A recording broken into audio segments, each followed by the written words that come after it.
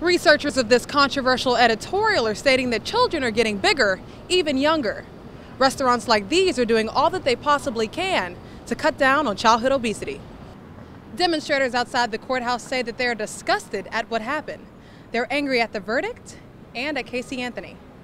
Penn Station security personnel have been told to look for someone who is looking out of the ordinary. This person may be armed and dangerous. MJ Lindsay now does all her banking in person.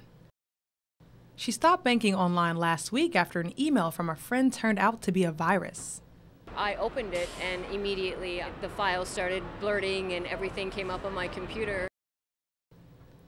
Lindsay hasn't had any problems, but she has a good reason to be wary. Last month, online thieves hacked into Citigroup's website.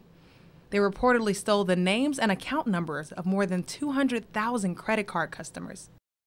But Citigroup says the attack only affected 1% of consumer cards, and the hackers didn't get enough information, like social security numbers, to commit fraud.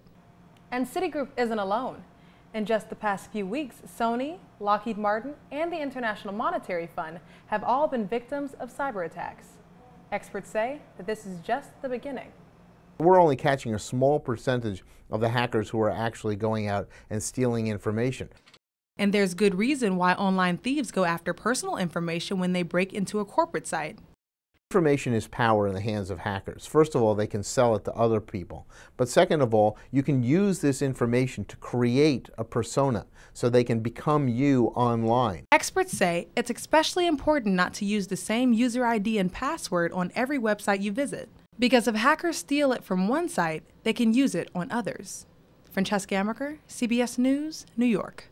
The International Monetary Fund is warning the United States that it must raise the debt ceiling quickly for the sake of the global economy. If an agreement is not reached by August 2nd, the U.S. won't have enough money to pay its bills, and that could have a big impact on the global financial market. That's your Money Watch. For more, head to cbsmoneywatch.com. In New York, I'm Francesca Amiker.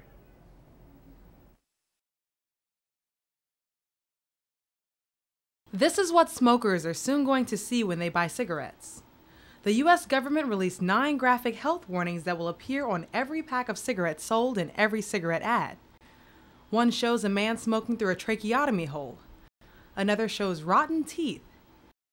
This is really aimed at making sure kids don't start in the first place, but also to make sure that adults who want to stop, we give them some help. The new labels are the biggest change to cigarette packaging in 25 years.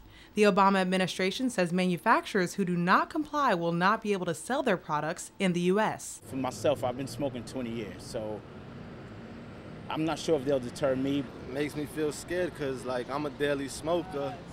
But honestly, it's good, I think, that it's going to be on packs of cigarettes. The labels will also include the national hotline number, 1-800-QUIT-NOW.